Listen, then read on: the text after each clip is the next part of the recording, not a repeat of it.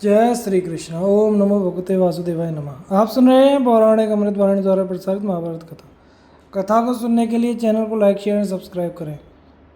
आगे की कथा प्रारंभ करते हैं। नारद जी का धृतराष्ट्र से तपस्या का महत्व बतलाना और पांडवों का धृतराष्ट्र के पास जाने की तैयारी करना। वैशंपायन जी कहते हैं, जन्मजय तदनंतर राजा धृतराष्ट्र से मिलने के लिए नारद पर्वत महातपस्वी देवल शिष्यों सहित महर्षि व्यास तथा अन्यान्य सिद्ध महर्षि वहां आए। परम धार्मिक राजर्षि शतयुग भी उनके साथ पधारे थे। कुंती देवी ने उन सबका विधिवत स्वागत सत्कार किया और वे ऋषि भी कुंती की सेवा और तपस्या से बहुत संतुष्ट हुए। उन्होंने राजा धृतराष्ट्र का मन लगाने के लिए अनेकों धार्मिक कथाएं सुनाई। सब कुछ प्रत्यक्ष देखने वाले देवर्षि नारद ने किसी कथा के प्रसंग में यूँ कहना आरंभ किया। राजन राजर्षि शतयुग के पितामह महाराज सहस्त्रचित्त के देश के राजा थे। वे बड़े श्री संपन्न थे और किसी से भी भय नहीं मानते थे।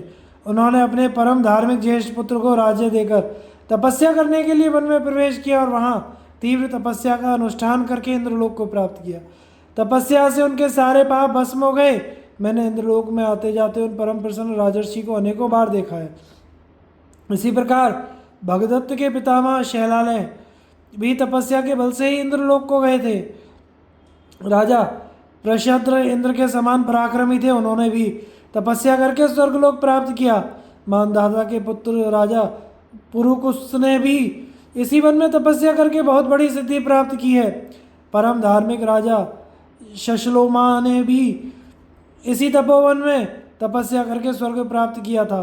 तुम भी इसी तपोवन में आकर तपस्या कर रहे हो, अतः महर्षि व्यास जी की कृपा से तुम्हें भी परम दुर्लभ एवं उत्तम गति प्राप्त होगी। तपस्या पूर्ण होने पर तुम अद्भुत तेज से संपन्न होकर गांधारी के साथ उपयुक्त महात्माओं की गति को ही प्राप्त करोगे। राजा पांडु स्वर्ग में इंद्र के पास रहकर सदा तुम्हारा स्मरण किया करते हैं। वे अवश्य तुम्हारा कल्याण करेंगे। तुम्हारी और गांधारी की सेवा करने से तुम्हारी यशस्विनी वधु कुंती भी अपने पति के लोक में पहुंच जाएगी। यह युधिष्ठिर की जननी है और युधिष्ठिर सनातन धर्म के साक्षात स्वरूप है, अतः इसकी सदगति में तनिक भी संदेह नहीं है। यह सब हम दिव्य दृष्टि से देख रहे हैं। विदुर जी महात्मा युधिष्ठिर के शरीर में प्रवेश करेंगे और संजय उन्हीं का चिंतन करने के कारण यहाँ से सीधे स्वर्ग को जाएंगे। यह सुनकर महात्मा राजा धृतराष्ट्र अपनी पत्नी के साथ बहुत प्रसन्न हुए। उन्होंने नारद जी के वचनों की प्रशंसा करके उनकी विशेष पूजा की। तदनंतर समस्त ब्राह्मणों ने अत्यंत प्रसन्न होकर नारद जी का बहुत ही आदर सत्कार किया। इसके बाद राजर्षि शतयुग ने नारद जी से कहा, भगवान आपकी बातें सुनकर यहाँ बैठे हुए सब लोगों की, गुरुराज धृतराष्ट्र तथा मेरी भी तपस्या विषयक श्रद्धा बहुत बढ़ गई है। इस समय मैं राजा धृतराष्ट्र के संबंध में आपसे कुछ पूछना चाहता हूँ। आप संपूर्ण वृत्तांतों को ठीक ठीक जानते हैं। मनुष्यों को जो तरह तरह की गति प्राप्त होती है उसे आप अपनी दिव्य दृष्टि से प्रत्यक्ष देखते हैं। आपने अनेकों राजाओं को इंद्रलोक प्राप्ति का वर्णन किया, किंतु यह नहीं बतलाया कि ये राजा धृतराष्ट्र किस लोक को जाएंगे। इन्हें कब और किस लोक की प्राप्ति होगी, इस बात को मैं सुनना चाहता हूँ। अतः आप ठीक ठीक बताने की कृपा करें। शतयुग के इस प्रकार प्रश्न करने पर द्रव्य दृष्टि संपन्न महातपस्वी देवर्षि नारद ने उस सभा में सबके मन को सुहाने वाली बात कही। राजर्षि, मैं एक बार घूमता फिरता इंद्रलोक में गया। वहाँ शचीपति इंद्र तथा राजा पांडु से मिला। वहाँ राजा धृतराष्ट्र की इस कठोर तपस्या के विषय में ही बात चल रही थी। उस समय साक्षात इंद्र के मुख से मैंने सुना था कि अभी राजा धृतराष्ट्र की आयु 3 वर्ष बाकी है। उसके समाप्त होने पर ये गांधारी के साथ कुबेर के लोक को जाएंगे और वहाँ राजराज कुबेर से सम्मानित होकर विमान द्वारा देव गंधर्व राक्षसों के लोकों में स्वेच्छा अनुसार विचरते रहेंगे। तपस्या द्वारा इनका सारा पाप भस्म हो जाएगा। यह देवताओं का गुप्त विचार है, परंतु आप लोगों पर प्रेम होने के कारण मैंने इसे प्रकट कर दिया है। आप लोग वेद के धनी हैं और तपस्या से निष्पाप हो चुके हैं, अतः आपके सामने इस रहस्य को प्रकट करने में कोई हर्ज नहीं है। देवर्षि के मधुर वचन सुनकर वे सब लोग बहुत प्रसन्न हुए और राजा धृतराष्ट्र को भी इससे बड़ा हर्ष हुआ। इस प्रकार वे मनीषी महर्षिगण अपनी कथाओं से धृतराष्ट्र को संतुष्ट करके सिद्ध गति का आश्रय लेकर इच्छानुसार विभिन्न स्थानों को चले गए। इधर पांडव लोग धृतराष्ट्र के वन में चले जाने से बहुत दुखी हो गए थे। उन्हें माता का के बिछोह का भी कष्ट सता रहा था। पूर्ववासी मनुष्य भी धृतराष्ट्र के लिए निरंतर शोकमग्न रहते थे। ब्राह्मण लोग सदा धृतराष्ट्र के संबंध में इस प्रकार चर्चा किया करते थे, हाय हमारे बूढ़े महाराज निर्जन वन में कैसे रहते होंगे। महाभागा गांधारी तथा कुंती भी किस तरह दिन बिताती होंगी। पांडवों के शोक की तो कोई सीमा ही नहीं है। उन्हें अपनी बूढ़ी माता के लिए इतनी चिंता हुई कि वे अधिक काल तक नगर में नहीं रह सके। वृद्ध पिता धृतराष्ट्र, महाभागा गांधारी देवी, परम बुद्धिमान विदुर जी की विशेष याद आने से उनका मन न राजकाज में लगता था न स्त्रियों में। वेदाध्ययन में भी उनकी प्रवृत्ति नहीं होती थी। निरंतर चिंता में डूबे रहने के कारण वे तनिक भी शांति नहीं पाते थे। शोक ने मानो उनके हृदय में घर बना लिया था।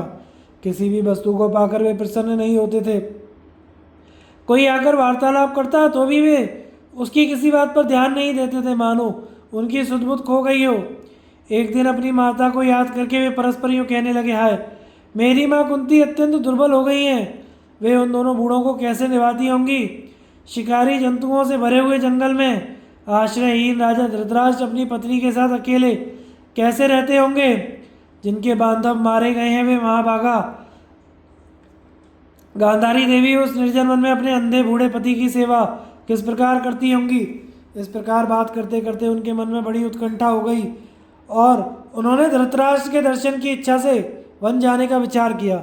उस समय सहदेव ने राजा युधिष्ठिर को प्रणाम करके कहा, भैया जान पड़ता है कि आपका मन तपोवन में जाने को उत्सुक हो रहा है। यह बड़ी खुशी की बात है। मेरी तो बहुत दिनों से वहाँ चलने की इच्छा थी, पर आपके संकोचवश में स्पष्ट रूप से कह नहीं पाता था। सौभाग्य से वह अवसर अपने आप उपस्थित हो गया है।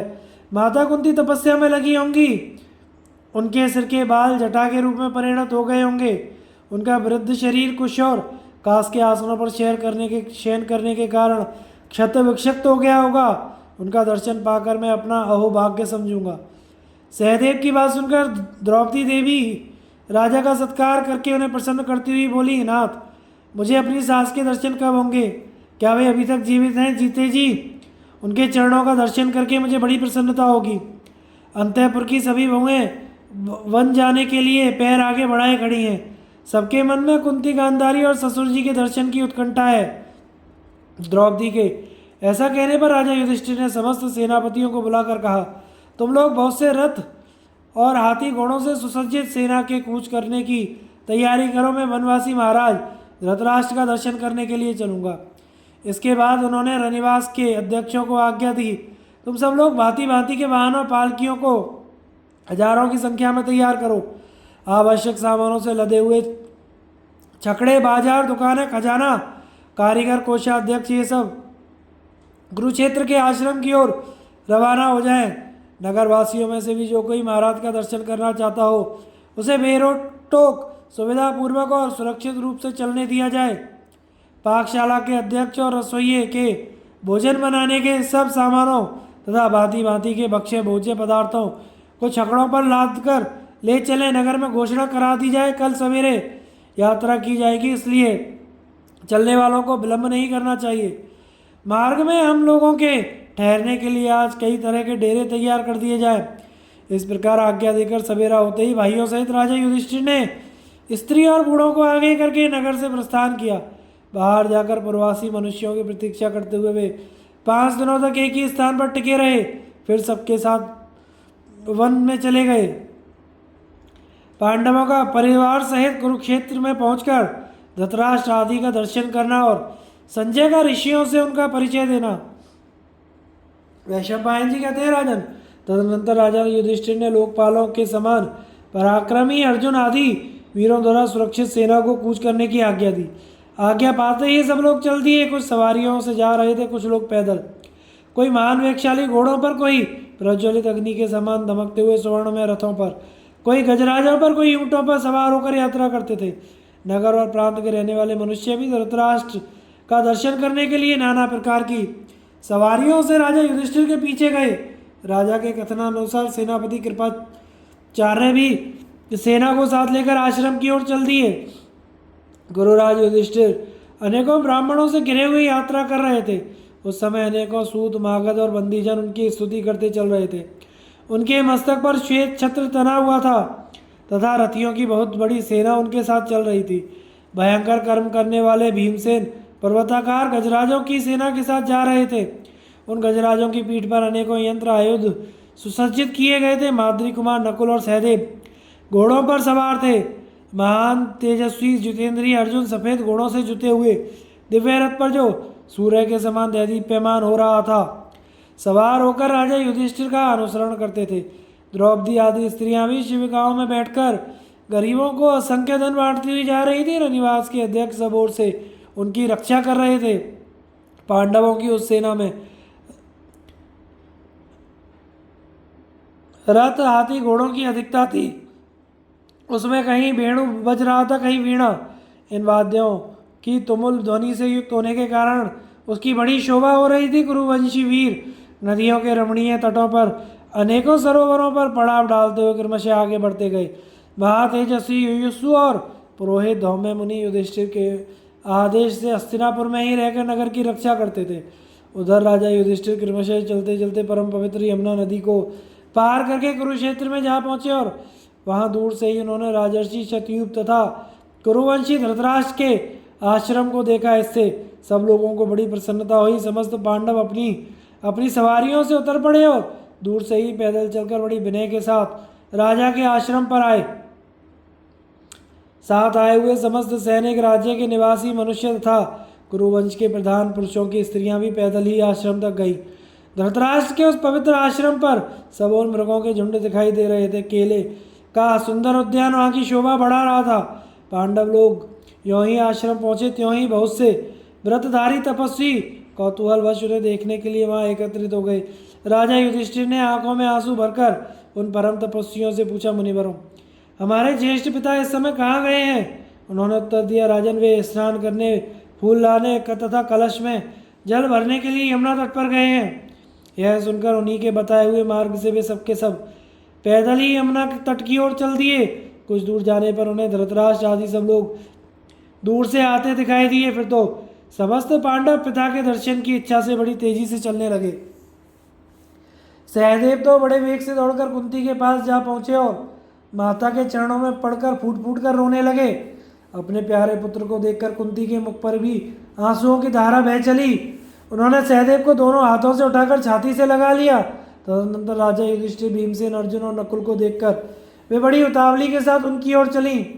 माता को आती देख पांडवों ने पृथ्वी पर माथा टेककर उन्हें प्रणाम किया। तत्पश्चात अपने नेत्रों के आंसू पोंछकर उन्होंने गांधारी सहित राजा धृतराष्ट्र और माता कुंती के चरणों का विधिवत स्पर्श किया। उन सबके हाथ से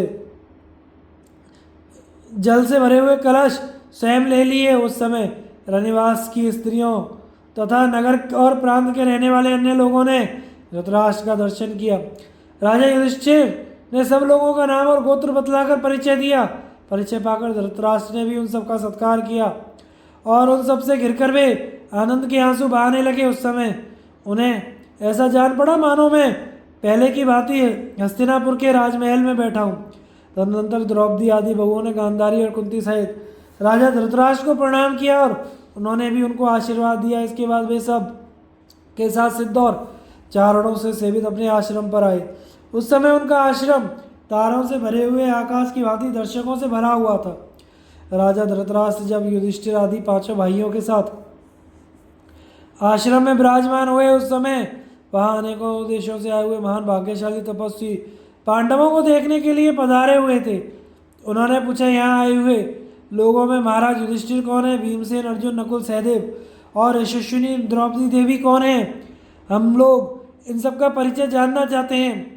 उनके इस प्रकार पूछने पर संजय ने समस्त पांडवों तथा द्रौपदी आदि गुरुकुल की स्त्रियों का परिचय देते हुए कहा, ये जो स्वर्ण में के समान गोरे और ऊंचे कद वाले हैं, जिनकी नासिका, नुकीली और नेत्र बड़े बड़े एवं कुछ लालिमा लिए हुए हैं, ये सिंह के समान बैठे हुए गुरुराज युधिष्ठिर हैं। जो मतवाले गजराज के समान चलने वाले, तपाए हुए सोने के समान गौरवर्ण तथा मोटे और चौड़े कंधे वाले हैं, जिनकी भुजाएं मासल और विशाल हैं, इनका नाम भीमसेन है।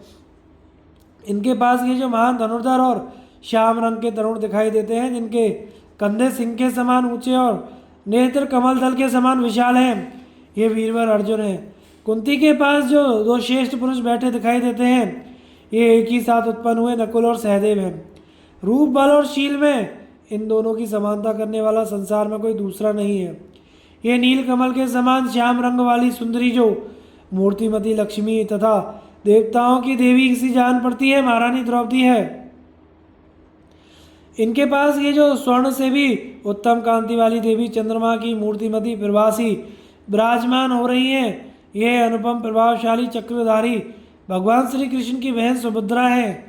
उधर जो विशुद्ध सोने के रंग वाली सुंदरी देवी बैठी हैं, वे नाग कन्या उलूपी हैं तथा जिनके शरीर का रंग नूतन मधुक पुष्पों की शोभा को मात कर रहा है, वे राजकुमारी चित्रांगदा हैं। ये दोनों भी अर्जुन की ही पत्नियां हैं।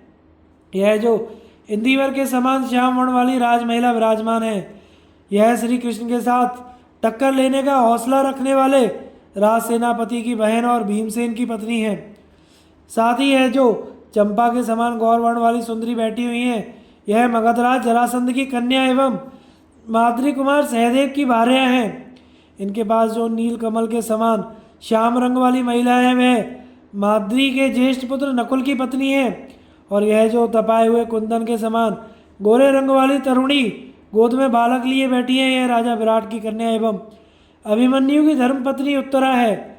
इनके सिवा ये जितनी स्त्रियां सफ़ेद चादर ओढ़े विधवा के वेश में बैठी हुई हैं, जिनके सीमंत सिंदूर शून्य दिखाई देते हैं, ये सब दुर्योधन आदि 100 भाइयों की पत्नियां और इन बूढ़े महाराज की पुत्र वधुएं हैं। इनके पति और पुत्र रण में मारे जा चुके हैं। महर्षियों, आपके प्रश्न के अनुसार मैंने इनमें से मुख्य मुख्य व्यक्तियों का परिचय दे दिया। इस प्रकार संजय के मुख से सबका परिचय पाकर वे सभी तपस्वी चले गए। पांडवों के सैनिकों ने वाहनों को खोलकर आश्रम की सीमा के बाहर पड़ाव डाल दिया तथा स्त्री वृद्ध बालकों का समुदाय छावनी में सुखपूर्वक विश्राम लेने लगा। उस समय राजा धृतराष्ट्र पांडवों से मिलकर कुशल समाचार पूछने लगे। धृतराष्ट्र और युधिष्ठिर की बातचीत और विदुर जी का युधिष्ठिर के शरीर में प्रवेश। धृतराष्ट्र ने पूछा, युधिष्ठिर, तुम नगर और प्रांत की समस्त प्रजाओं तथा भाइयों सहित कुशल से तो हो न? तुम्हारे आश्रय में रहकर जीवन निर्वाह करने वाले मंत्री, नौकर चाकर, गुरुजन निरोग है ना? क्या वे तुम्हारे राज्य में बैठक रहते हैं? क्या तुम प्राचीन राजर्षियों से सेवित पुरानी रीति नीति का पालन करते हो? अन्याय से तो अपना खजाना नहीं भरते, शत्रु मित्र और उदासीन पुरुषों के साथ यथायोग्य बर्ताव करते हो ना? क्या तुम्हारे स्वभाव और बर्ताव से ब्राह्मण संतुष्ट रहते हैं? पूर्ववासी सेवक और स्वजनों की तो बात ही क्या, शत्रुओं को भी तुम अपने सद्व्यवहार से संतुष्ट रखते हो ना? क्या तुम श्रद्धापूर्वक पितरों और देवताओं की पूजा, अन्न और जल द्वारा अतिथियों का सत्कार करते हो? क्या तुम्हारे राज्य में ब्राह्मण, क्षत्रिय, वैश्य, शूद्र अथवा कुटुंबीजन न्याय मार्ग का अवलंबन करते हुए अपने कर्तव्य का पालन करते हैं? स्त्री, बालक, वृद्ध पुरुषों को दुख तो नहीं उठाना पड़ता? ये जीविका के लिए भीख तो नहीं मांगते? तुम्हारे घर में बहू बेटियों का आदर तो होता है ना? वैशंपायन जी कहते हैं, जनुजे, धृतराष्ट्र के इस प्रकार कुशल समाचार पूछने पर बातचीत करने में कुशल न्यायवेत्ता राजा युधिष्ठिर ने इस प्रकार कहा, राजन, मेरे यहाँ सब कुशल है। आपके तप, इंद्रिय संयम और मनोनिग्रह आदि सद्गुणों की वृद्धि तो हो रही है ना? मेरी माता कुंती को आपकी सेवा शुश्रूषा करने में कोई क्लेश तो नहीं होता? क्या इनका वनवास सार्थक होगा? मेरी बड़ी माता गांधारी देवी जो घोर तपस्या में संलग्न हो रही हैं, युद्ध में मारे गए अपने महापराक्रमी पुत्रों के लिए कभी शोक तो नहीं करती? पिताजी, ये संजय कौशल पूर्वक तपस्या कर रहे हैं ना? इस समय विदुर जी कहाँ हैं? वे अब तक दिखाई नहीं देते। युधिष्ठिर के इस प्रकार प्रश्न करने पर धृतराष्ट्र ने कहा, बेटा, विदुर जी कुशल पूर्वक हैं, वे बड़ी कठोर तपस्या में लगे हैं। निरंतर उपवास करने और वायु पीकर रहने के कारण अत्यंत दुर्बल हो गए हैं। उनके शरीर की नस नस दिखाई देती है। इस निर्जन मन में कभी कभी ब्राह्मणों को उनके दर्शन हो जाया करते हैं। राजा धृतराष्ट्र इस प्रकार कह ही रहे थे कि मुख में पत्थर का टुकड़ा लिए जटाधारी विदुर जी दूर से ही आते दिखाई पड़े। उनका नंग धड़ंग शरीर अत्यंत दुर्बल और वन की धूल मिट्टियों से भरा दिखाई देता था। वे आश्रम की ओर देखकर सहसा लौट पड़े। यह देखकर युधिष्ठिर अकेले ही उनके पीछे पीछे दौड़े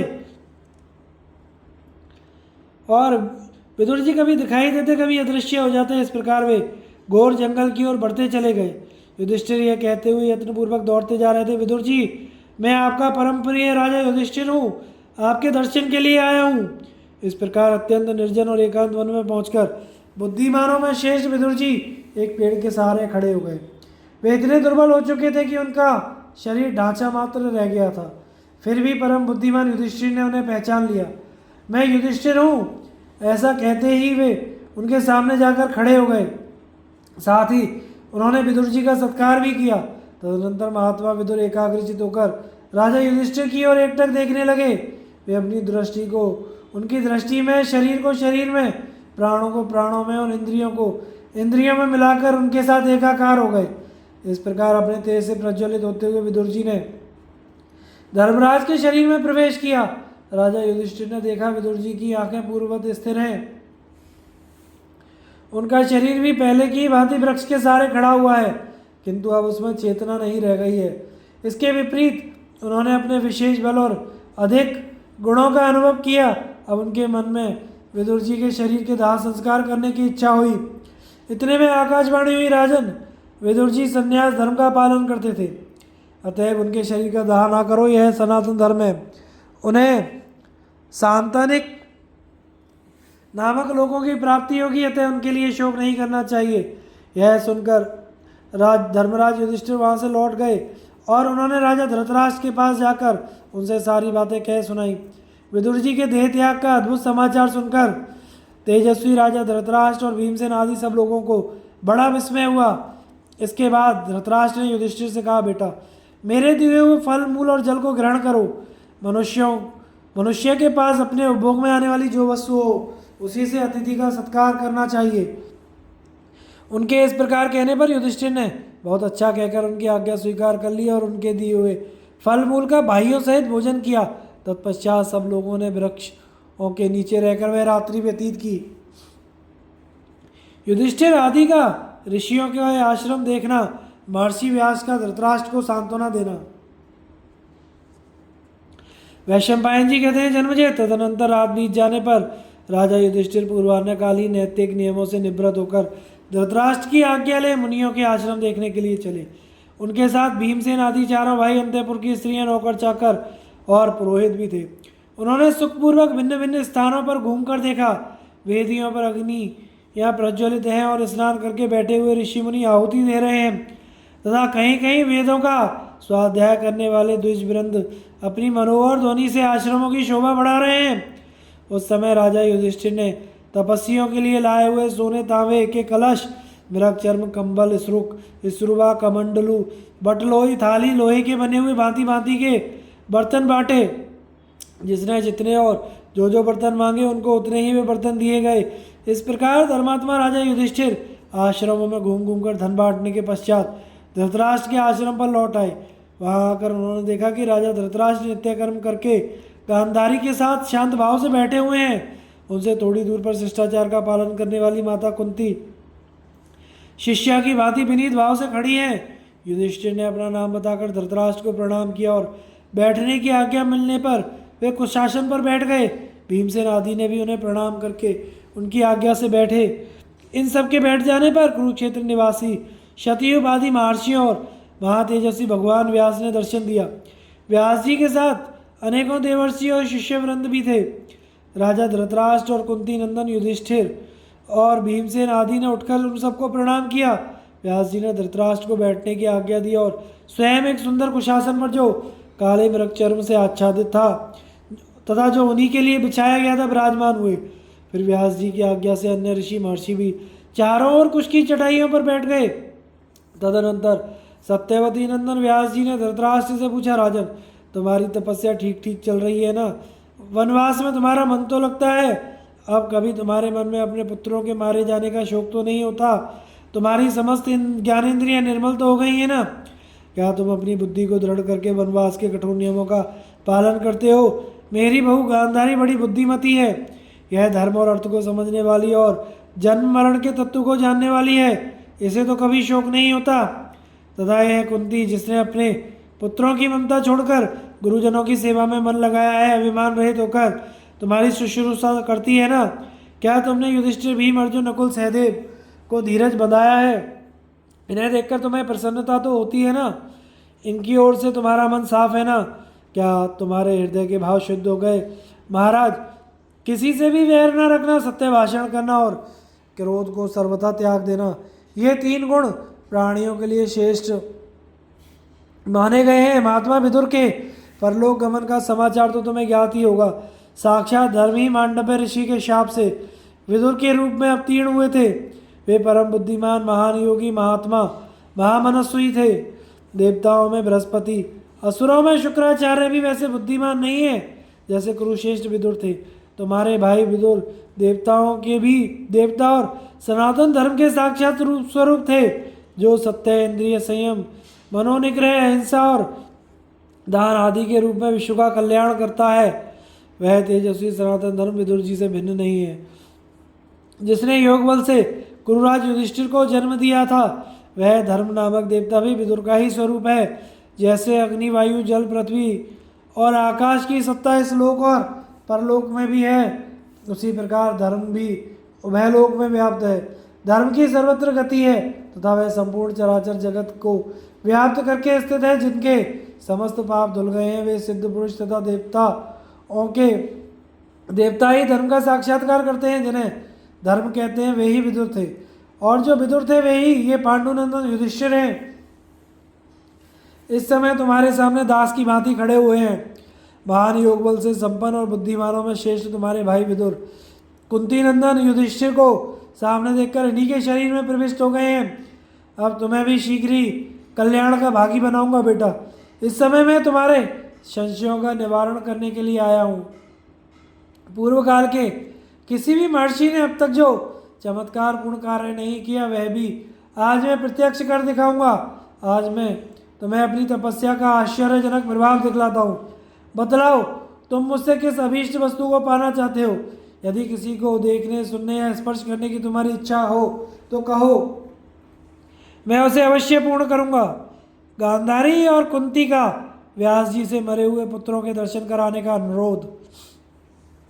जन्मेजय ने पूछा, ब्राह्मण, धृतराष्ट्र के आश्रम पर पांडवों के रहते परम तेजस्वी महर्षि व्यास जी ने जो आश्चर्यजनक घटना दिखाने की प्रतिज्ञा की थी, वह किस प्रकार हुई, यह बताने की कृपा कीजिए। राजा युधिष्ठिर ने पूर्ववासियों सहित कितने दिनों तक वन में निवास किया तथा वे अपने सैनिकों और अंतःपुत्र की स्त्रियों के साथ क्या आहार करते थे? वैशंपायन जी ने कहा, राजन, पांडव धृतराष्ट्र की आज्ञा से भांति भांति के भोजन करते हुए बड़े सुख से उनके आश्रम पर रहने लगे। उन्होंने 1 मास तक उस तपोवन में निवास किया। महर्षि व्यास राजा धृतराष्ट्र से जब उपयुक्त बातें कह रहे थे, उसी समय वहाँ और भी बहुत से ऋषि पधारे। उनमें नारद, पर्वत, देवल, विश्वावसु, तुम्बुरु और चित्रसेन भी थे। कुरुराज युधिष्ठिर ने धृतराष्ट्र की आज्ञा से उन महात्माओं का भी विधिवत स्वागत सत्कार किया। तत्पश्चात वे उत्तम आसनों पर विराजमान हुए। फिर पांडवों सहित राजा धृतराष्ट्र भी बैठ गए। गांधारी, कुंती, द्रौपदी, सुभद्रा तथा दूसरी स्त्रियां भी अपने अपने आसनों पर आसीन हुई। उस समय वहाँ उन लोगों में प्राचीन ऋषियों, देवताओं, असुरों से संबंध रखने वाली धर्म विषयक चर्चा होने लगी। बातचीत के अंत में वेद वेदताओं और वक्ताओं में श्रेष्ठ महातेजस्वी महर्षि व्यास ने प्रसन्न होकर राजा धृतराष्ट्र से कहा, महाराज, तुम और गांधारी अपने मरे हुए पुत्रों की शोकाग्नि से निरंतर जल रहे हो।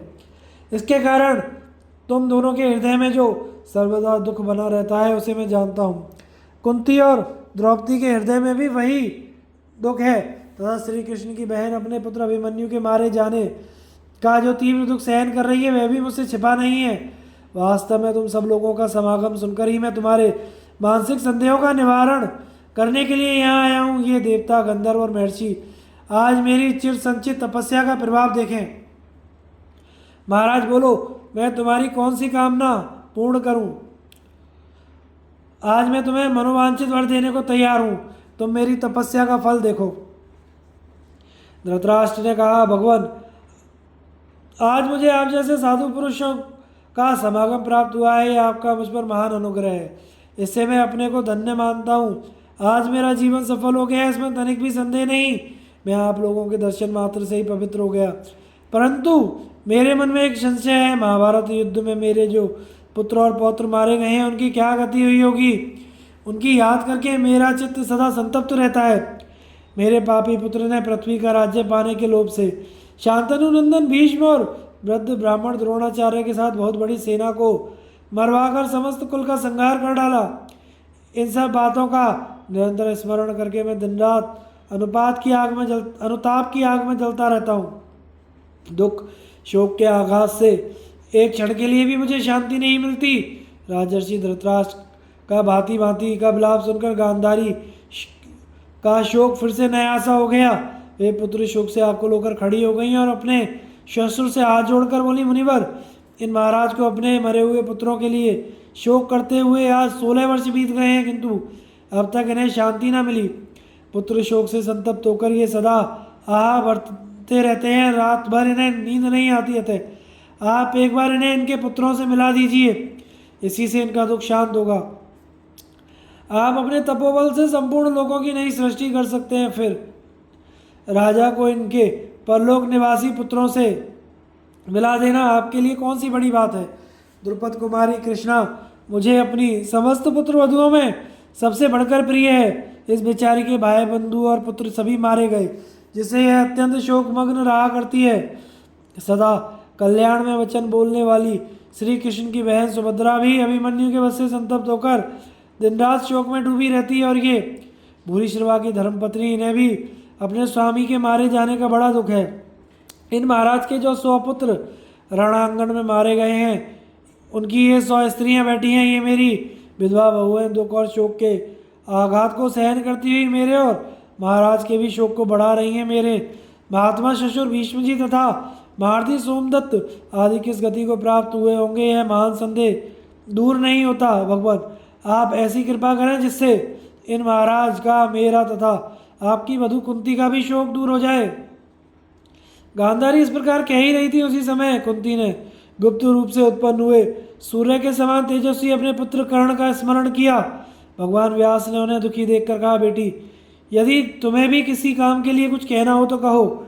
यह सुनकर कुंती देवी ने मस्तक झुकाकर अपने ससुर के चरणों में प्रणाम किया और कुछ लज्जित सी होकर प्राचीन रहस्य को प्रकट करते हुए कहा, भगवान, आप मेरे ससुर हैं, मेरे देवता के भी देवता हैं, अतः आप मेरे लिए देवताओं से भी बढ़कर हैं। मैं आपके सामने अपने जीवन का गुप्त रहस्य प्रकट करती हूँ, सच्ची बात बता रही हूँ, सुनिए। एक समय की बात है, परम क्रोधी महर्षि दुर्वासा मेरे पिता के यहाँ भिक्षा के लिए आए थे। मैंने उन्हें अपनी की हुई सेवाओं द्वारा संतुष्ट कर लिया। मेरे बर्ताव पवित्र और शुद्ध हृदय था, मेरे द्वारा उनका कोई अपराध नहीं हुआ। क्रोध करने के अनेकों अवसर आए, किंतु एक बार भी मैंने उन पर क्रोध नहीं किया। इससे संतुष्ट होकर वे महामुनि मुझे वरदान देने लगे। उन्होंने कहा, मेरा दिया वरदान तुम्हें अवश्य स्वीकार करना पड़ेगा। उनकी बात सुनकर मैं शाप के डर से बोली, आपकी जो आज्ञा हो मुझे स्वीकार है। तब वे पुनः बोले, भद्रे, तुम जिन जिन देवताओं का आह्वान करोगी वे सभी तुम्हारे अधीन हो जाएंगे। और कहकर वे अंतर्ध्यान हो गए। यह सुनकर मैं बड़े आश्चर्य में पड़ गई। किसी भी अवस्था में उनकी बात मुझे भूलती नहीं थी। एक दिन मैं अपने महल की छत पर खड़ी थी, उसी समय सूर्यदेव का उदय हुआ। महर्षि दुर्वासा के वचनों का स्मरण करके मैं चाहभरी दृष्टि से उनकी ओर देखने लगी। इतने में ही भगवान सूर्य मेरे पास आकर खड़े हो गए। वे 2 शरीर धारण करके एक से संपूर्ण विश्व को प्रकाशित करते रहे, दूसरे से मेरे पास आ गए थे। उन्हें देखकर मैं कांप उठी। उन्हें आते ही कहा, देवी, मुझसे कोई वर मांगो। किंतु मैंने उनके चरणों में प्रणाम करके कहा, भगवान, मुझे कुछ नहीं चाहिए, आप कृपा करके चले जाइए। वे बोले, देवी, मेरा आह्वान व्यर्थ नहीं हो सकता, तुम कोई ना कोई वर अवश्य मांग लो, अन्यथा मैं तुम्हें और तुम्हारे वरदाता ब्राह्मण को ही भस्म कर डालूंगा। तब मैंने कहा, भगवान, मुझे आपके समान पुत्र पैदा हो। इतना कहते ही सूर्यदेव मुझे मोहित करके अपने तेज द्वारा मेरे शरीर में प्रविष्ट हो गए। तत्पश्चात बोले, देवी, तुम्हें एक पुत्र उत्पन्न होगा। यों कहकर वे आकाश में चले गए। तब से मैं इस वृत्तांत को पिताजी से गुप्त रखने के लिए महल के भीतर ही रहने लगी। जब गुप्त रूप से पुत्र उत्पन्न हुआ तो मैंने उसे पानी में बहा दिया, वही मेरा कर्ण था। उसके जन्म के बाद पुनः भगवान सूर्य की कृपा से कन्या भाव को प्राप्त हो गई। मेरा वह कार्य पाप हो या अपाप मैंने आपके सामने प्रकट कर दिया। यदि पाप भी हो तो आप उसे दूर कर सकते हैं। इस समय मैं अपने उसी पुत्र कर्ण को देखना चाहती हूँ। राजा धृतराष्ट्र के हृदय की बात भी आपको ज्ञात हो ही चुकी है, इनकी इच्छा भी अभी पूर्ण होनी चाहिए। कुंती के इस प्रकार कहने पर वेद वेदताओं में श्रेष्ठ महर्षि व्यास ने कहा, बेटी तुमने जो कुछ कहा वह सब सत्य है। ऐसी ही होनार्थी इसमें तुम्हारा कोई अपराध नहीं है, क्योंकि उस समय तुम अभी कुमारी बालिका थी। देवता लोग अणिमा आदि ऐसे ऐश्वर्यों से संपन्न होते हैं, अतः दूसरे के शरीर में प्रविष्ट हो जाते हैं। वे संकल्प, वचन, दृष्टि, स्पर्श, हर्षोत्पादन मात्र से भी पुत्र उत्पन्न कर सकते हैं। देह धर्म द्वारा मनुष्य धर्म दूषित नहीं होता, ऐसा जानकर तुम अपनी मानसिक चिंता का त्याग कर दो। धृतराष्ट्र आदि के पूर्व जन्म का परिचय तथा व्यास जी का मरे हुए वीरों को प्रकट करके उन्हें उनके संबंधियों से मिलाना। अब महर्षि व्यास ने गांधारी से कहा, बेटी गांधारी आज रात तुम अपने पुत्रों और भाइयों का दर्शन करोगी। कुंती कर्ण को, सुभद्रा अभिमन्यु को, द्रौपदी अपने पिता, पुत्र और भाइयों को देखेगी। तुम सब लोग उन महात्मा क्षत्रियों के लिए शोक मत करो, क्योंकि वे क्षत्रिय धर्म में तत्पर रहकर ही मृत्यु को प्राप्त हुए। यह देवताओं का कार्य था और इसी रूप में होने वाला था, इसलिए संपूर्ण देवता अपने अपने अंश से पृथ्वी पर अवतीर्ण हुए थे। गंधर्वों के राजा धृतराष्ट्र इस मनुष्य लोक में अवतीर्ण होकर तुम्हारे पति हुए हैं। महाराज पांडु देवताओं में श्रेष्ठ भगवान विष्णु के अंश से अवतीर्ण हुए थे। विदुर और युधिष्ठिर धर्म के अंश अवतार हैं। दुर्योधन को कलयुग और शकुनी को द्वापर समझो। दुशासन आदि सभी भाई राक्षस थे। महाबली भीमसेन मरुदगणों से उत्पन्न हुए। अर्जुन को पुरातन ऋषि नर और भगवान श्री कृष्ण को नारायण जानो। नकुल और सहदेव अश्विनी कुमारों के अवतार हैं। युद्ध में जिसे 6 महारथियों ने मिलकर मारा था वह सुभद्रा का पुत्र अभिमन्यु साक्षात चंद्रमा का अंश था, और कर्ण के रूप में स्वयं सूर्यदेव अवतीर्ण हुए थे। द्रौपदी के साथ उत्पन्न हुआ धृष्टद्युम्न अग्नि का अंश था और शिखंडी राक्षस था। द्रोणाचार्य बृहस्पति के अंश थे और अश्वत्थामा भगवान शंकर के अंश से उत्पन्न हुआ था।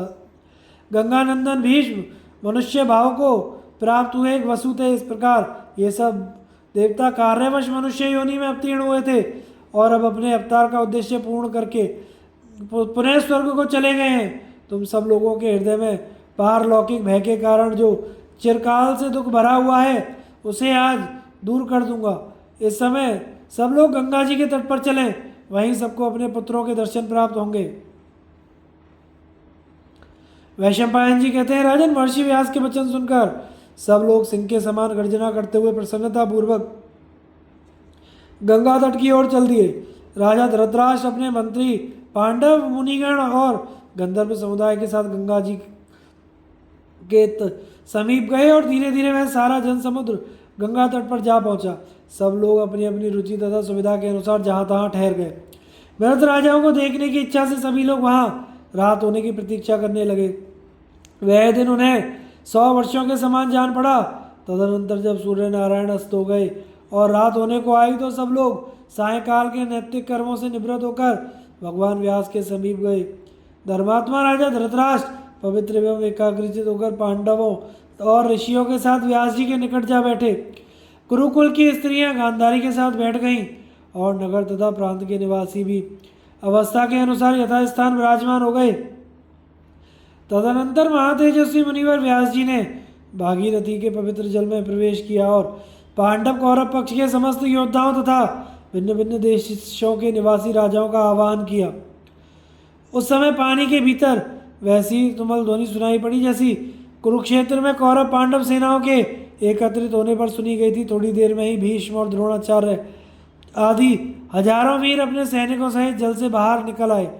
पुत्रों सेनाओं सहित राजा विराट, द्रुपद, द्रौपदी के 5 पुत्र सुभद्रा नंदन अभिमन्यु, राक्षस घटोत्कच, कर्ण, दुर्योधन, शकुनी, दुशासन आदि धृतराष्ट्र के पुत्र जरासंध कुमार, सहदेव, भगदत्त, जलसंध, भूरिश्रवा, शल्य भ्राताओं सहित वृषसेन राजकुमार, लक्ष्मण, धृष्टद्युम्न, शिखंडी के पुत्र अपने छोटे भाई सहित धृष्टकेतु, अचल, वृषक, राक्षस, अलायुध, बालीक, सोमदत्त, चेकीतान तथा और भी बहुत से वीर जो संख्या में बहुत अधिक होने के कारण नाम लेकर नहीं बताए गए हैं, दैदीप्यमान शरीर धारण करके जल से प्रकट हुए।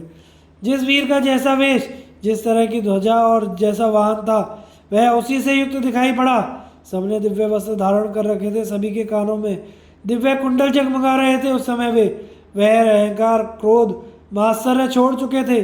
गंधर्व उनका यश गाते और बंदीजन उनकी स्तुति करते थे। सत्यवती नंदन महर्षि व्यास ने प्रसन्न होकर अपने तप के प्रभाव से राजा धृतराष्ट्र को दिव्य नेत्र प्रदान किए। यशस्विनी गांधारी भी दिव्य ज्ञान से संपन्न हो चुकी थी। उन दोनों ने युद्ध में मरे हुए पुत्रों तथा अन्य संबंधियों को देखा। वह बड़ा ही अद्भुत और अचिंत्य अत्यंत रोमांचकारी दृश्य था। प्रजावर्ग के सब लोग आश्चर्यमग्न होकर एकटक दृष्टि से उस घटना को देखने लगे। राजा धृतराष्ट्र व्यास की कृपा से दिव्य दृष्टि पाकर अपने सब पुत्रों को देखते हुए आनंद मग्न हो गए। तत्पश्चात क्रोध और मात्सर्य से रहित एवं पाप शून्य हुए वे सभी नरश्रेष्ठ ब्रह्मर्षियों की बनाई हुई उत्तम प्रणाली के अनुसार एक दूसरे से प्रेम पूर्वक मिले। उस समय सबके मन में उल्लास छा रहा था। पुत्र पिता माता के साथ, स्त्री पति के साथ, भाई भाई के साथ और मित्र मित्र के साथ मिलने लगे। पांडवों ने सुभद्रानंदन अभिमन्यु और द्रौपदी के 5 पुत्रों को बड़े हर्ष में भरकर छाती से लगाया। फिर उन्होंने बड़ी प्रसन्नता के साथ कर्ण से मिलकर उनके साथ सौहार्दपूर्ण बर्ताव किया। इस प्रकार वे सब लोग गुरुजनों, बांधवों और पुत्रों के साथ मिले। सारी रात एक दूसरे के साथ घूमने फिरने के कारण उनके मन में बड़ा आनंद हुआ। वहाँ किसी के हृदय में शोक, भय, त्रास, उद्वेग, अपयश का कोई स्थान नहीं मिला। वहाँ आई हुई स्त्रियाँ अपने पिता, भाई और पुत्रों से मिलकर बहुत प्रसन्न हुई। उन सबका मानसिक दुख दूर हो गया। वे वीर और उनकी वे तरुणी स्त्रियाँ एक रात साथ साथ रहे और अंत में एक दूसरे की अनुपत्ति ले परस्पर गले मिलकर जैसे आए थे उसी प्रकार चले जाने को उद्यत हुए। तब मुनिवर व्यास जी ने उन सबका विसर्जन कर दिया। वे एक ही क्षण में सबके देखते देखते गंगा जी में डुबकी लगाकर अदृश्य हो गए। रथों और ध्वजाओं सहित अपने अपने लोकों में चले गए। कोई देवलोक में गया, कोई ब्रह्मलोक में, कुछ लोग वरुण, कुबेर और सूर्य के लोकों में गए, कितने ही राक्षसों और पिशाचों के लोक में गए। इस प्रकार सबको विचित्र विचित्र गतियाँ प्राप्त हुई। वहीं से देवताओं के साथ अपने अपने वाहनों और अनुचरों सहित आए थे। उन सबके अदृश्य हो जाने पर व्यास जी ने जल में खड़े खड़े उन विधवा स्त्रियों से कहा, देवियों, तुम लोगों में से जो जो अपने पति के लोक में जाना चाहती हैं वे आलस से त्याग कर तुरंत गंगा जी के जल में गोता लगावें। उनकी बात सुनकर उनमें श्रद्धा रखने वाली सती स्त्रियां गंगा जी में कूद पड़ी और मनुष्य शरीर से छुटकारा पाकर अपने अपने पति के साथ चली गईं। इस प्रकार उत्तम शील और पतिव्रत का पालन करने वाली सभी क्षत्रिय बालाएं पतिलोक को प्राप्त हुई। पतियों की भांति ही उनके शरीर दिव्य हो गए। उनके वस्त्र, आभूषण और मालाएं भी दिव्य थी। उनका सारा शोक दूर हो गया। वे समस्त सद्गुणों से संपन्न होकर विमानों पर आरूढ़ हो अपने अपने योग्य स्थानों पर चली गईं। उस समय जिसके मन में जो जो कामना थी, धर्मवत्सल भगवान व्यास ने वह सब पूर्ण की। संग्राम में मरे हुए राजाओं के पुनरागमन का वृत्तांत सुनकर भिन्न भिन्न देशों के मनुष्यों को बड़ा आश्चर्य और आनंद हुआ। जो मनुष्य कौरव पांडवों के प्रियजन समागम का यह वृत्तांत भलीभांति श्रवण करेगा, उसे इहलोक और परलोक में भी प्रिय वस्तु की प्राप्ति होगी। अनायास ही इष्ट बंधुओं से मिलना होगा और उसे कोई दुख शोक नहीं सतावेगा। जो विद्वान दूसरे समझदार व्यक्तियों को यह प्रसंग सुनाएगा, वह इस लोक में यश और परलोक में सद्गति प्राप्त करेगा। स्वाध्याय परायण, तपस्वी, सदाचारी, जितेंद्रिय, दान के द्वारा पाप रहे, सरल, शुद्ध, शांत, अहिंसक, सत्यवादी, आस्तिक, श्रद्धालु और धैर्य धारण करने वाले मनुष्य इस आश्चर्यजनक पर्व को सुनकर उत्तम गति को प्राप्त होंगे। जन्मजय को परीक्षित के दर्शन और युधिष्ठिर आदि का हस्तिनापुर लौटना। जन्मजय ने कहा, ब्राह्मण, यदि वरदाता भगवान व्यास जी मेरे पिता का भी उसी रूप और वेश अवस्था में दर्शन करा दें तो आपकी बताई हुई सारी बातों पर मुझे विश्वास हो जाएगा। उस अवस्था में मैं कृतार्थ होकर आजीवन कृतज्ञ बना रहूँगा। आज महर्षि की कृपा से मेरी इच्छा भी पूर्ण होनी चाहिए।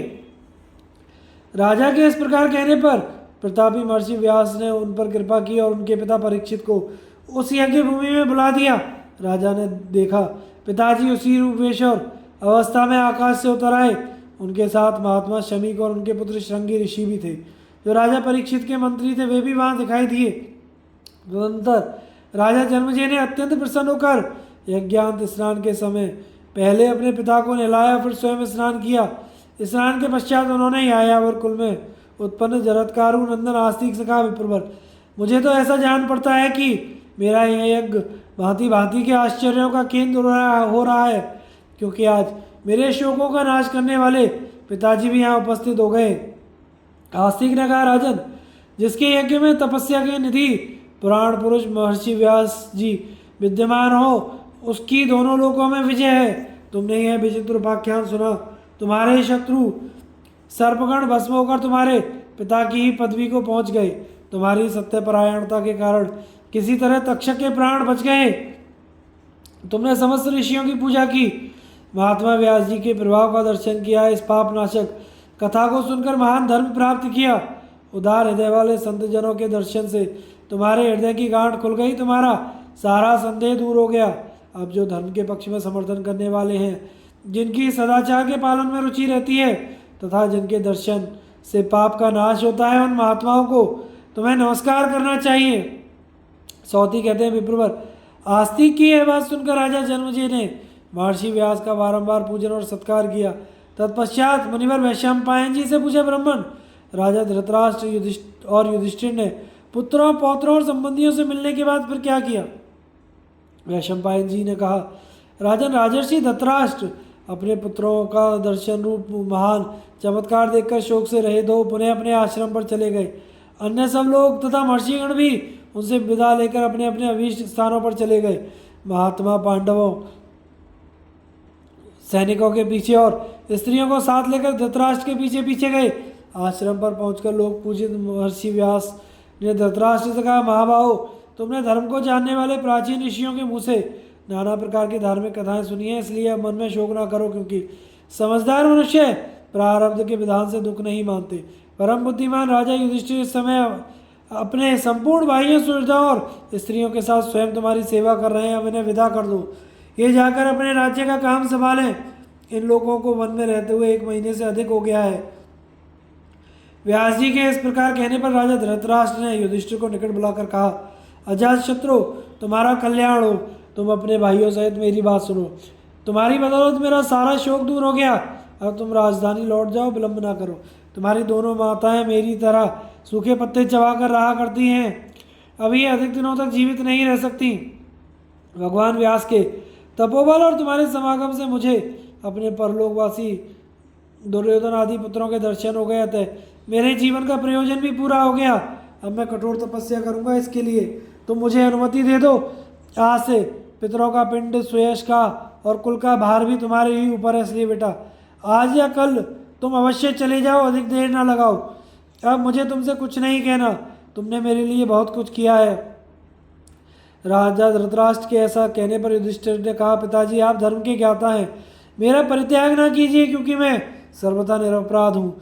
मेरे सभी भाई और सेवक भले ही चले जाएं, किंतु मैं संयम और व्रत का पालन करता हुआ आपकी तथा दोनों माताओं की सेवा करूंगा। यह सुनकर गांधारी ने कहा, बेटा ऐसी बात ना करो, मैं जो कहती हूँ उसे सुनो। तुमने जितना किया वही बहुत है। तुम्हारे द्वारा हम लोगों का स्वागत सत्कार भली बात ही हो चुका है। इस समय महाराज जो आज्ञा दे रहे हैं वही करो, क्योंकि पिता का वचन मानना तुम्हारा कर्तव्य है।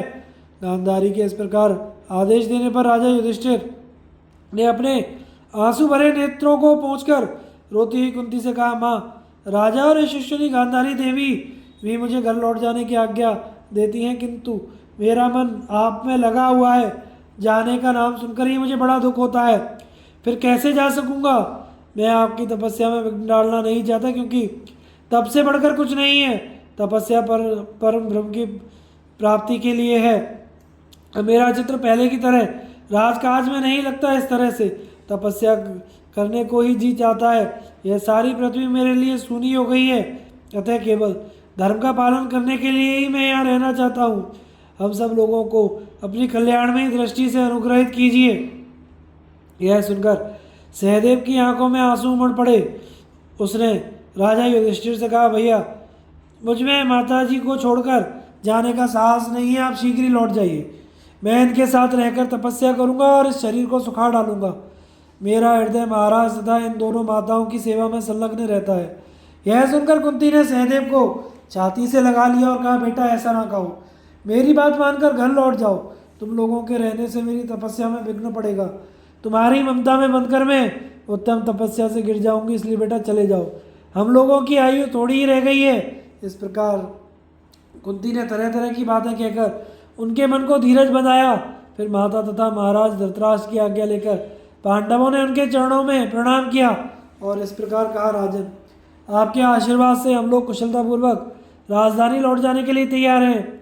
धर्मराज के ऐसा कहने पर राजर्षि धृतराष्ट्र ने उन्हें आशीर्वाद देकर जाने की आज्ञा दी। फिर महाबली भीमसेन को धैर्य बंधाया। भीम ने भी उनकी बातों को हृदय से स्वीकार कर लिया। तत्पश्चात धृतराष्ट्र ने अर्जुन, नकुल, सहदेव को छाती से लगाकर उन्हें आशीर्वाद दे विदा किया। इसके बाद वे सब गांधारी के चरणों में पड़े और उनकी भी आज्ञा लेकर उन्होंने कुंती को प्रणाम किया। माता कुंती ने सबको हृदय से लगाकर उनका मस्तक सूंघा। तदनंतर उन्होंने सबकी परिक्रमा की। द्रौपदी आदि स्त्रियों ने भी अपने ससुर को न्यायपूर्वक प्रणाम किया। फिर दोनों सासुओं ने उन्हें गले लगाकर आशीर्वाद दे जाने की आज्ञा दी और उन्हें उनके कर्तव्य का उपदेश भी दिया। तत्पश्चात वे अपने पतियों के साथ चली गई। थोड़ी देर में सारथियों ने रथ जोतो की पुकार मचाई। इसके बाद अपने घर की ओर स्त्रियों, भाइयों और सैनिकों सहित राजा युधिष्ठिर हस्तिनापुर नगर की ओर लौट गए। नारद जी से धृतराष्ट्र आदि की मृत्यु का हाल जानकर युधिष्ठिर आदि का शोक और उन तीनों के अंत्येष्टि कर्म। वैशंपायन जी कहते हैं, जन्मजे, पांडवों को तपोवन से लौट कर आए जब 2 वर्ष व्यतीत हो गए तो एक दिन देवर्षि नारद राजा युधिष्ठिर के पास आए और युधिष्ठिर ने उनकी विधिवत पूजा की। जब वे आसन पर बैठकर थोड़ी देर विश्राम कर चुके तो उन्होंने कहा, भगवान, इधर बहुत दिनों से आपके दर्शन नहीं हुए थे, कुशल तो है ना?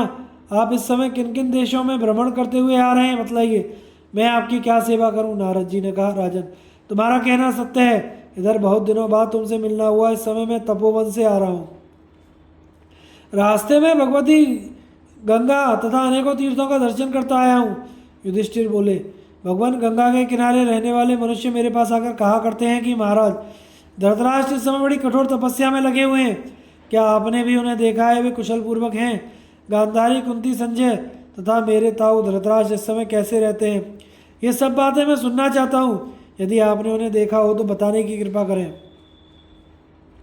नारद जी ने कहा, महाराज, मैंने उस तपोवन में जो कुछ देखा और सुना वह सारा वृत्तांत ठीक ठीक बतला रहा हूँ, तुम स्थिर चित्त होकर सुनो।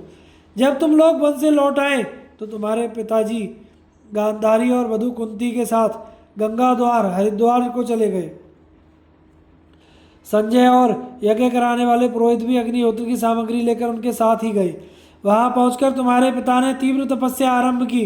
वे मुंह में पत्थर का टुकड़ा रखकर वायु का आहार करते और मौन रहते थे। उस वन में जितने ऋषि थे वे सब लोग उनका विशेष सम्मान करने लगे। उनके शरीर में चमड़े से ढकी हुई हड्डियों का ढांचा मात्र रह गया। इस प्रकार उन्होंने 6 महीने व्यतीत किए। गांधारी केवल जल पीकर रहने लगी और कुंती देवी 1 महीने तक उपवास करके एक दिन भोजन करती थी और संजय छठे समय अर्थात 2 दिन उपवास करके तीसरे दिन संध्या को आहार ग्रहण करते थे। यज्ञ कराने वाले ब्राह्मण उनके द्वारा स्थापित अग्नि में विधिवत हवन करते रहते थे। राजा धृतराष्ट्र कभी दिखाई देते, कभी अदृश्य हो जाते। अब उनका कोई नियत स्थान नहीं रह गया। वे वन में चारों ओर विचरते रहते। गांधारी और कुंती, ये दोनों देवियों साथ साथ रहकर धृतराष्ट्र के पीछे पीछे फिरती थी। संजय भी उन्हीं का अनुसरण करते थे। ऊंची नीची भूमि आने पर संजय ही धृतराष्ट्र को निभाते थे। कुंती देवी गांधारी के लिए नेत्र बनी हुई थी। एक दिन की बात है, राजा धृतराष्ट्र गंगा के कछार में घूम रहे थे। उन्होंने गंगा जी के जल में प्रवेश करके डुबकी लगाई और वहां से पुनः आश्रम की ओर चल दिए। इसी समय बड़े जोर की आवाज़ चली जिससे उस वन में भयंकर दावाग्नि प्रज्वलित हो उठी। सारा जंगल सब ओर से धाएं धाएं करके जलने लगा। मृगों के झुंड झुलसने लगे। बनेले सुअर भाग भाग कर जलाशयों में छिपने लगे। समस्त वन आग में घिर गया। उन लोगों के ऊपर बड़ा भारी संकट आ पड़ा तो भी राजा धृतराष्ट्र उपवास करने से प्राण शक्ति क्षीण हो जाने के कारण भाग ना सके। तुम्हारी दोनों माताएं भी अत्यंत दुर्बल हो गई थी, अतः वे भी भागने में असमर्थ थी। उसी समय आग को निकट आते देख राजा धृतराष्ट्र ने अपने सारथी से कहा, संजय, तुम किसी ऐसे स्थान पर भाग जाओ जहां यह दावाग्नि तुम्हें जला ना सके। हम लोग तो अब यहीं अपने को अग्नि में होम कर परम गति को प्राप्त करेंगे। उनकी यह बात सुनकर संजय घबरा उठे और बोले, महाराज, इस लौकिक अग्नि से आपकी मृत्यु होना ठीक नहीं है। आपके शरीर का दाह संस्कार तो आहावनीय अग्नि में होना चाहिए, किंतु इस समय इस दावानल से छुटकारा पाने का कोई उपाय नहीं दिखाई देता। अब इसके बाद क्या करना चाहिए ये बताने की कृपा करें। संजय के इस प्रकार पूछने पर धृतराष्ट्र ने कहा, संजय, हम लोग स्वेच्छा से गृहस्थाश्रम का परित्याग करके चले आए हैं, अतः हमारे लिए इस तरह की मृत्यु अनिष्टकारक नहीं हो सकती। जल, अग्नि, वायु के संयोग से अथवा उपवास करके प्राण त्यागना तपस्वियों के लिए प्रशंसनीय माना गया है, इसलिए अब तुम शीघ्र ही चले जाओ, विलंब ना करो। यह कहकर राजा धृतराष्ट्र ने अपने मन को एकाग्र किया और गांधारी और कुंती के साथ वे पूर्वाभिमुख होकर बैठ गए। उन्हें उस अवस्था में देखकर संजय ने उनकी परिक्रमा की और कहा, महाराज, अब अपने को योग युक्त कीजिए। राजा ने उनके कथन अनुसार समाधि लगा ली। वे इंद्रियों को रोककर काष्ठ की भांति निश्चेष्ट हो गए। इसके बाद देवी गांधारी, तुम्हारी माता कुंती और तुम्हारे पितृव्य राजा धृतराष्ट्र तीनों ही दावाग्नि में जलकर भस्म हो गए, किंतु संजय के प्राण बच गए हैं। मैंने उन्हें गंगा तट पर तपस्वियों से घिरे देखा है। उन्होंने उन तपस्वियों को बुलाकर सारा समाचार निवेदन किया और वहां से स्वयं हिमालय पर्वत पर चले गए। इस प्रकार महामना धृतराष्ट्र और तुम्हारी दोनों माताओं की मृत्यु हुई है। वन में घूमते समय अकस्मात उन तीनों के मृत शरीर मेरी दृष्टि में भी पड़े थे। तत्पश्चात राजा की इस तरह मृत्यु होने का वृत्तांत सुनकर समस्त तपस्वी उस तपोवन में एकत्रित हुए, किंतु किसी ने उनके लिए शोक नहीं किया, क्योंकि उनके मन में उन तीनों की सदगति के विषय में तनिक भी संदेह नहीं था। युधिष्ठिर, वहां जाने पर मैंने राजा और उन दोनों देवियों के दग्ध होने का समाचार सुना है। इसके लिए तुम्हें शोक नहीं करना चाहिए, क्योंकि धृतराष्ट्र, गांधारी और कुंती ने स्वेच्छा से ही दावाग्नि में अपने शरीर की आहुति दी है। वैशंपायन जी कहते हैं, राजन, राजा धृतराष्ट्र के परलोक गमन का यह वृत्तांत सुनकर महात्मा पांडवों को बड़ा शोक हुआ। उनके अंतःपुर में उस समय हाहाकार मच गया। सब लोग फूट फूट कर रोने लगे। थोड़ी देर में जब रोने की आवाज़ शांत हुई तो धर्मराज युधिष्ठिर अपने आंसू पहुँचकर नारद जी से इस प्रकार कहने लगे, ब्राह्मण, हम लोगों के जीते जी कठोर तपस्या में लगे हुए महात्मा धृतराष्ट्र की वन में यूं अनाथ की सी मृत्यु हुई है, कितने दुख की बात है। मुझे यशस्विनी गांधारी के लिए उतना शोक नहीं है, क्योंकि वे पतिव्रत पालन करके अपने पति के लोक में गई हैं। मैं तो उन माता कुंती को याद करके शोक समुद्र में डूबा जा रहा हूँ, जिन्होंने अपने पुत्रों का समृद्धिशाली ऐश्वर्य त्याग कर वन में रहना पसंद किया है। उस महान वन में मंत्रों से पवित्र किए हुए आहावनीय आदि अग्नियों के रहते हुए मेरे पिता का दाह लौकिक अग्नि से क्यों हुआ। नारद जी ने कहा, राजन, धृतराष्ट्र का दाह लौकिक अग्नि से नहीं हुआ। मैंने सुना है वायु पीकर रहने वाले वे राजर्षि जब गंगा तीरवर्ती तपोवन में प्रवेश करने लगे, उस समय उन्होंने याचकों द्वारा इष्टि कराने के अनंतर आवनीय आदि अग्नियों को वहीं त्याग दिया था। उनके याजकगण उन अग्नियों को निर्जन वन में रखकर इच्छा अनुसार अपने अपने स्थान को चले गए। तपस्वियों का कहना है उसी अग्नि के बढ़ जाने से उस वन में आग लगी थी। जैसा कि मैंने पहले बतलाया है, वे गंगा तट पर अपनी उसी अग्नि से दग्ध हुए हैं। इस प्रकार राजा धृतराष्ट्र का अपने द्वारा स्थापित वैदिक अग्नि से ही दाह हुआ है। वे परम गति को प्राप्त हुए हैं, इसलिए तुम उनके लिए शोक ना करो। गुरुजनों की सेवा करने से तुम्हारी माता ने भी बहुत बड़ी सिद्धि प्राप्त की है, इसमें तनिक भी संदेह नहीं है। अब तुम अपने सभी भाइयों सहित जाकर उन तीनों को जलांजलि दो। तदनंतर राजा युधिष्ठिर अपने भाइयों और स्त्रियों के साथ नगर से बाहर निकलकर गंगा तट पर आए। नगर और प्रांत की प्रजा भी राजभक्ति से प्रेरित होकर एक वस्त्र धारण किए गंगा जी के समीप आई। फिर सबने जल में स्नान किया और युयुत्सु को आगे करके उन्होंने महात्मा धृतराष्ट्र, गांधारी और कुंती देवी को उनके पृथक पृथक नाम और गोत्र का उच्चारण करके जलांजलि दी। उसके बाद अशौच निवृत्ति के अनुकूल कार्य करते हुए पांडव लोग नगर के बाहर ठहर गए। युधिष्ठिर ने जहाँ